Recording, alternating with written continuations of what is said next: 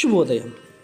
Global బెథేనియా Calvary ministry తరపున ఈ ఉదయకాల సమయంలో మరొకసారి మీ అందరితో కూడా కలుసుకుని దేవుని యొక్క పరిశుద్ధమైన మాటలు ధ్యానించడానికి దేవుడు నాకు ఇచ్చిన మధురమైన అవకాశాన్ని బట్టి నేను దేవునికి ప్రత్యేకమైన వందనాలు తెలియచేస్తూ ఉన్నాను. ఈరోజు కూడా పరిశుద్ధమైన వేద గ్రంథంలో నుండి మరొక చక్కటి మాటను చదువుకుందామండి. అపోస్తుల కార్యములు 6వ అధ్యాయము 4వ వచనము నేను చదువుతున్నాను, దయచేసి గమనించండి. అపోస్తుల కార్యములు 6వ అధ్యాయము 4వ వచనము. అయితే మేము ప్రార్థన యందును వాక్య పరిచర్య యందును ఎడతెగక యుందుము. దేవునికి స్తోత్రం. ఈ వాక్యమును బట్టి అపోస్తలులందరూ కూడా కలిసి ప్రార్థన చేసి గొప్ప కార్యములు వారు చూసేవారు. ప్రియులారా, అపోస్తలులు కలిసి ప్రార్థించటం ద్వారా అనేకమైనటువంటి శత్రు బాధల నుండి వారు విజయ జీవితాన్ని, అద్భుతమైనటువంటి కార్యాలను వారు చూసినట్లుగా మన పరిశుద్ధ గ్రంథములో కనబడుతుంటున్నాయి. అవును, మనము కూడా అదే విధంగా చేయగలుగుతున్నాము. ఈరోజు సంఘములో కలిసి ప్రార్థించడం ద్వారా ఎంతో ఆశీర్వాదాలు ఉన్నాయి. అదే కీర్తనకారుడు ఏమన్నాడు తెలుసా? 133వ అధ్యాయంలో ఉందండి. సహోదరులు ఐక్యత కలిగి నివసించుట ఎంత మేలు, ఎంత మనోహరము.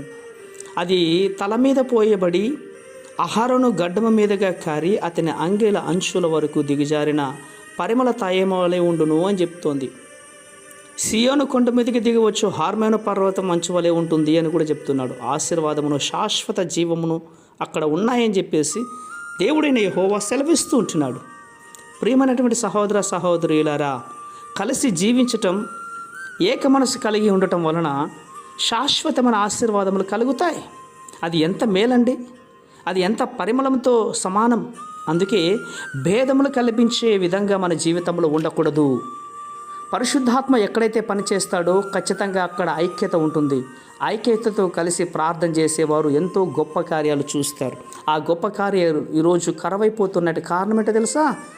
వారిలో సమాధానము, ఐక్యత లేకపోవటమే, ఒకరి పట్ల ఒకరు కలిసి ప్రార్థన చేయకపోవటమే. నా ప్రియ సహోదర సహోదరులారా, చాలా జాగ్రత్తగా మనమందరూ ఏక మనసుతో ఎడతెగక ప్రార్థన చేసినట్లయితే కనుక అనేకమైనటువంటి ఆగిపోయిన కార్యములు ఎన్నో కూడా మనం చేసుకోవచ్చు. నిలిచిపోయిన కార్యములన్నీ కూడా ప్రభు సన్నిధిలో మనము మెప్పు పొందుకుని ఆశీర్వాదకరంగా జీవించవచ్చు. కాబట్టి ఈ శుక్రవారం దినములో ఉపవాస కూడికలు జరుగుతున్నాయి కదండి. కుటుంబ సమేతంగా రండి.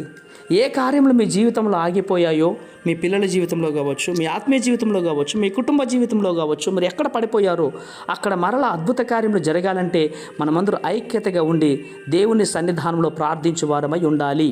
ప్రేమ నమ్మకమైనటువంటి మా ప్రియ పరలోకపు తండ్రి, అవును నాయనా, ఆనాడు అపోస్తలులందరూ కలిసి కట్టుగా తండ్రి ఎడతెగకుండా మీ సన్నిధిలో ప్రార్థించి అనేకమైన అద్భుతాలు చూశారు. మరి ఈరోజు కూడా మేము అలాంటి అద్భుతాలు చూడాలంటే అలాంటి సహవాసాన్ని మరలా ఈ మాటలు వింటున్న బిడ్డలందరికీ కూడా మీరు అనుగ్రహిస్తున్నందుకే స్తోత్రాలు అర్పించుకుంటూ చిన్న ప్రార్థనను మా రక్షకులను యేసయ్య నామమున అడిగి వేడుకొని పొందుచున్నాం మా తండ్రి. ఆమేన్, ఆమేన్, ఆమేన్.